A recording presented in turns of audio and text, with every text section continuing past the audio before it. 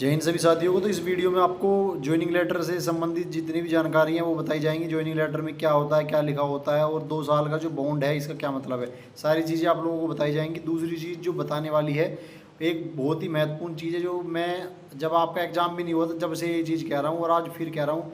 मैंने आप सभी से बताया कि भाई जिनका भी फिजिकल मेडिकल वेरिफिकेशन सब चीज़ हो गई है वो कुछ मतलब वाहन ना चलाए। ज़्यादातर कोशिश करे कि बाइक से या मतलब अपना कोई भी वाहन ना चलाए, या ज़्यादातर कोशिश करे कि अपने घर पर रहे। लेकिन बहुत सारे भाई बहन नहीं मान रहे कि भाई हम तो घूमने जाएंगे। ऐसे ही एक जानने वाला लड़का था, उसका मेडिकल फिजिकल सब कुछ हो गया था, वेरिफिकेशन भी हो गया था, और उसके साथ एक दुर्घटना हो गई है भाई। दुर्घटना ऐसी हो गई, उसका पैर टूट गया भाई। ठीक है, तो आप सभी से मैं इसलिए बहुत दिनों से कह रहा था और आप फिर कह रहा हूँ, जितने भी भाई बहन हैं जिनका रनिंग फिजिकल वेरिफिकेशन सब चीज़ हो गया है, भाई सभी लोगों से बहुत ज़्यादा रिक्वेस्ट है, अगर अपने जीवन को ख़राब नहीं करना चाहते, अपनी जो नौकरी का एक मौका तुम्हारे पास आया है इसे ख़राब नहीं करना चाहते, तो सबसे ज़्यादा यही ज़रूरी है कि भाई वाहन ना चलाएं, वाहन ना चलाएं, वाहन ना चलाएं। क्योंकि अभी क्योंकि आप मेरी पुरानी कोई भी वीडियो निकाल के देखो, मैंने पहले से बोला है कि आप कोई भी वाहन ना चलाएं। अगर बहुत ही ज़रूरी है तभी घर से बाहर जाएं, वरना अपने गाँव में ही रहें, आसपास रहें, क्योंकि ये मौका भी आपको दोबारा नहीं मिलने वाला। लेकिन बहुत सारे भाई नहीं मानते और इसी का रिजल्ट हुआ कि उस भाई का आज एक्सीडेंट हो गया, और बहुत ही बुरी तरीके से एक्सीडेंट हुआ जिसमें उसका पैर टूट गया भाई। ठीक है, तो आप सभी से यही रिक्वेस्ट है कि भाई इस तरह की चीज़ें ना करें। बात करते हैं अब ज्वाइनिंग लेटर को लेकर। तो ज्वाइनिंग लेटर जो हमारा आया था वो हमारा ये रहा, हमारा ज्वाइनिंग लेटर। हमें अभी तो बहुत सारे भाई बहन पूछ रहे हैं सबसे पहले कि हमें हमारा ज्वाइनिंग लेटर कहाँ मिलेगा। तो ज्वाइनिंग लेटर को लेकर मैं आप सभी से बताना चाहता हूँ कि भाई, तो ये हमारा ज्वाइनिंग लेटर है। तो बहुत सारे भाई बहन ज्वाइनिंग लेटर को लेकर बहुत ज़्यादा डिस्प्यूट, मतलब उनके दिमाग में चीज़ें आ रही हैं कि भाई ज्वाइनिंग लेटर हमें कहाँ मिलेगा। तो देखो, ज्वाइनिंग लेटर मिलने के 2 माध्यम है, या तो थाने के द्वारा आपके घर पे पहुंचा दिया जाएगा, और अगर आपको थाने से के द्वारा आपके घर पे नहीं पहुंचाया जाएगा तो फिर आपको जो ज्वाइनिंग लेटर मिलेगा, जब आप जेटीसी के लिए जो भी जनपद आपको आवंटित होगा, जब आप उसमें चले जाएंगे तो वहीं पर आपको ज्वाइनिंग लेटर वही देंगे, वही प्रोवाइड कराएंगे। ठीक है, जहां आप जेटीसी के ले जाएंगे। कभी कभी घर पे आ जाता है पहले से ही, क्योंकि इस बार रोजगार मेला 9 तारीख में बता रही है, लगभग 9 जून को रोजगार मेला है, तो शायद आपको आपका ज्वाइनिंग लेटर प्रोवाइड करा दिया जाए।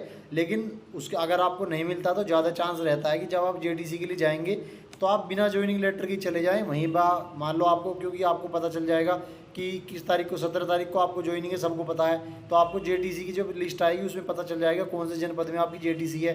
तो वहीं आप जाकर क्या करेंगे, आपको ज्वाइनिंग लेटर वहीं पर आपको प्रोवाइड करा दी जाएगा। ठीक है, तो इस ज्वाइनिंग लेटर के बारे में बता रहा हूँ। बहुत सारे भाई बहन पूछ रहे हैं कि इसमें मतलब क्या होता है, ज्वाइनिंग लेटर में क्या लिखी हुई होती है। तो इस वीडियो में सब चीज़ बता रहे हैं, एक बार ध्यान से देख लो।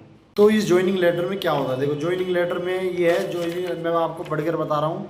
तो इसमें यही होता है कि जो मतलब उत्तर प्रदेश पुलिस आरक्षी की भर्ती है आपकी, इसमें आपका नाम होगा, आपका रोल नंबर होगा, आपके पिताजी का नाम होगा, गांव का नाम होगा इसमें। उसके बाद मतलब इसमें ये होगा कि कौन सी आपकी भर्ती थी। जैसे आपकी यूपी पुलिस में आरक्षी भर्ती 2023 है, तो 2023 होगा।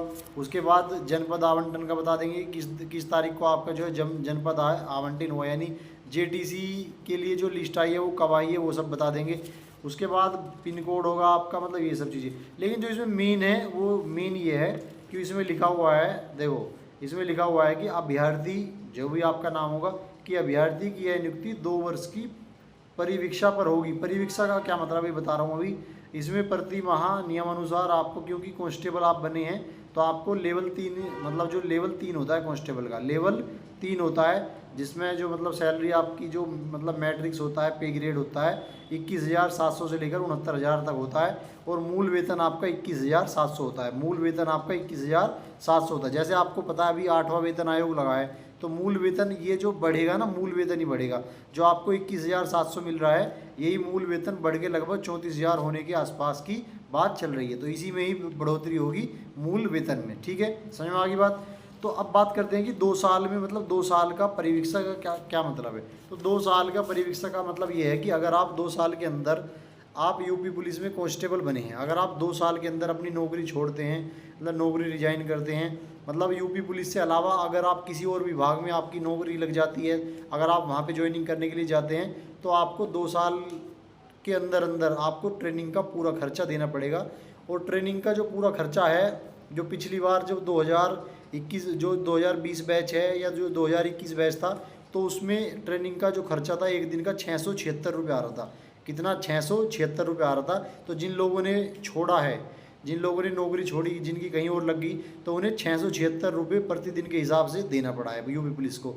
ठीक है, समझ में आ गई बात। तो अगर आप भी अब शायद या तो 676 से बढ़ जाएंगे, 700-800 रुपये हो सकते हैं, क्योंकि महंगाई भी बढ़ रही है। लेकिन पिछली बार की बता रहा हूँ 676 रुपये थे, उसी हिसाब से दे। तो अगर 2 साल के अंदर आप यूपी पुलिस में कांस्टेबल की जॉब छोड़ते हैं, अगर आप जैसे यूपीएसआई की भर्ती आने वाली है, आप यूपीएसआई में सेलेक्ट हो जाते हैं, तो अगर आप यूपीएसआई में जा रहे हैं तो आपको कोई पेमेंट नहीं करनी पड़ेगी। यानी अगर पुलिस यूपी पुलिस के अंडर ही किसी विभाग में जा रहे हैं या कोई सी दूसरी मतलब प्रोफाइल वाली जॉब में जा रहे हैं तो आपको पैसा नहीं देना है। लेकिन अगर आप यूपी पुलिस डिपार्टमेंट से अलग किसी और दूसरे डिपार्टमेंट में जाएंगे, किसी में भी जाएंगे, तो आपको भाई पेमेंट करना पड़ेगा 2 साल के अंदर अंदर। ठीक है। दूसरी बात, 2 साल के लिए आप भी टेम्परेरी बेस पे होते हैं, तो ये तो कुछ नहीं होता खैर ये, लेकिन यही सब है जो मैंने आपको बताया कि ट्रेनिंग का पूरा खर्चा आपको देना पड़ता है।